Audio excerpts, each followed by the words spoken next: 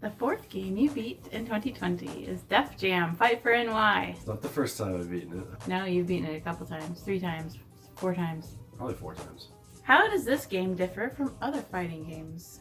Well, because first of all, you could probably argue that it's not even really a fighting game, that it's a wrestling game. I've never played any of the WWE games because I've never been interested in WWE. But from what I've seen of the WWE games, it definitely looks like it's in the same genre as Def Jam Fight for NY. Fighting games like Street Fighter and Tekken, they just don't have the same mechanics. They're not stamina based, you know. Like when you lose all your health in a fighting game, it's game over. Where in a wrestling game, if you lose all your health, but you still have a little bit of stamina left over, you can make a comeback. But you have to like make him tap out or put him into submission or something like that. Like just because your health is dangerously low doesn't mean that you're going to lose the game. In fact, that's sometimes that can get super frustrating when you got your enemy down so low and then somehow they make a comeback. Second biggest difference is I don't know of a single fighting game that contains real people in it. If we were to call a Def Jam fighting game, which actually I'm going to call it a wrestling game, the fact that it contains real people is super stellar because it makes it funny. When you're playing as, Joe Budden and you throw Snoop Dogg out the window or in front of a train. You know what I mean? Like, like I can't even believe this game is legal sometimes.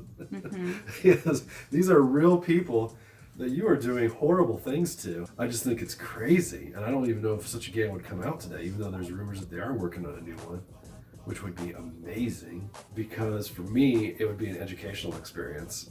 Because then I would be able to relate. Like I remember being at work and people would be shocked by some of the hip hop artists that I knew about, and it was because of that game. Like people would be like, "How in the world do you know who Method Man is or Redman?" And I'd just be like, "Oh, I've listened to their music before." How about the extra features like going to get tattoos or going to go buy clothes or... That's a lot of fun. The more expensive jewelry you wear, the more likely the crowd is to help you out. Well, if you got rings and grills and a bling bling, and expensive Jordans, and you take Ludacris and you throw them into the crowd, if they like you and they think you're super pimp, they will grab Ludacris and they will hold him there and put him down on the ground, and you can go up and just kick him right in the jaw. Do you like the music they chose? Oh, heck yeah. If it wasn't for that game, I don't think I know anything about hip-hop, honestly, because in high school, I was really big into punk music, I really liked a lot of that emo gothic stuff like AFI, and Nightwish, and yeah, I was never really exposed to that culture. That game had a big influence on me. It exposed me to a culture in a way that I was actually able to find common ground with people. Because of that game. What problems stand out to you when you play it? The number one most broken thing about that game is, and I almost wish they took it out because it's just so broken, is 4-player match, 2v2.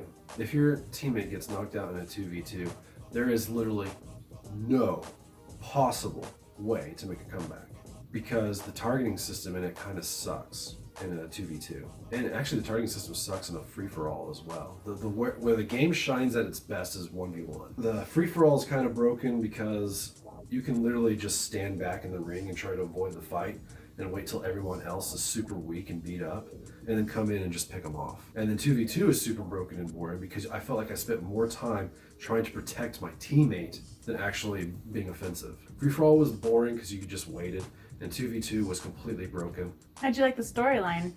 I really like the story. Like, it's absolutely ridiculous and over the top. I haven't played any wrestling games, but out of all the fighting games that I've played, the story is always the weakest part of the game. But because the customization is so good in Def Jam Fight for NY, I think if you were to argue that Def Jam was a fighting game, that it is arguably the best story in a fighting game ever. Just because it was interesting. But it was cool seeing your character grow in the underworld of Def Jam. And it was cool seeing him go from being this nobody into getting recognition.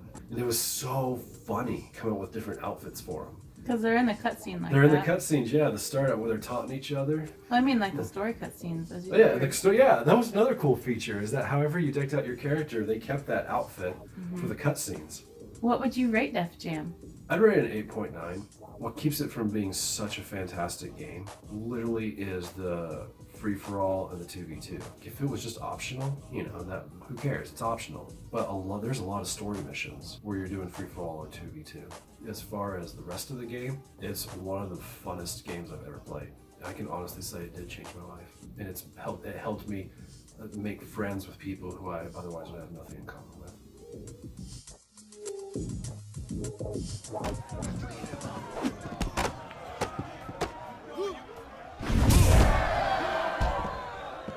Yeah, that freight train that hit you, that was me. Yo, this is one of my best sellers. Yo, that's a hot look, player. Now that's big dog style right there. Yo, everybody's got their own style. Yo, that right there, that's sick as all hell. Yo, I sell a bunch of these. Hey, yo, that's a good look. Yo, that's a nice choice right there. Yo, that looks tight on you. Hey, yo, nice choice.